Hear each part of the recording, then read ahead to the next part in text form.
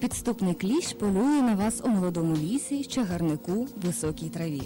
Небезпечним він стає за 2-3 години після присмоктування. Саме стільки йому потрібно, аби дістатися до ваших капілярів. Але найстрашніше не те, що ви стали донором цього вампіра. Якщо він є носієм енцефаліту або ж хвороби Лайма, то вам насправді загрожує небезпека. Проблема у тому, що початкова стадія недуги схожа на застуду. Хворі збивають температуру, лікують горло та нежить. Поганий знак – покрасніння місця укусу через кілька тижнів. Хвороба Лайма має інкубаційний період від 1 до 53 днів і може десь на 12-й день виникати гіперемія, виникати біля укусу набряк, який дає нервові збудження. Якщо ви не хочете стати мішенню для паразита, слід дотримуватися елементарних правил. Одяг має бути якомога більш закритий, а комір та манжети слід обробити рідиною проти комах. Якщо ви все ж таки стали жертвою кліща, видалити членистоногого паразита треба впродовж перших 12 годин.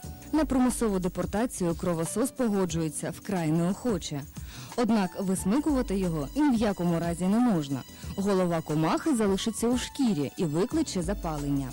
Коли він під шкіру залазить, він там розпускає на головці, в нього є такі вусики, і ці вусики вони не можуть вийти через те, що він цими вусиками там держиться. Для того, щоб його правильно удалити, його треба проворачувати на 180 градусів. Намастити вазеліном чи навіть просто олією, щоб закрити йому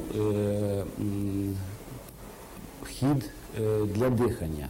Якщо намастити, закривається йому поряд для дихання кліщовий, і він старається вилізти звідти сам. Винуватця неприємностей краще не знищувати, а доправити до санепідемстанції. Таким чином ви отримаєте можливість вчасно довідатися про інфекцію, яка вам загрожує. Не такий страшний кліщ, як його малюють. Не кожний укус викликає захворювання, і тому відмовлятися через це від прогулянки, від спілкування з природою не варто. Але пам'ятайте, що слід після кожної прогулянки, особливо у лісі, переглядати весь одяг.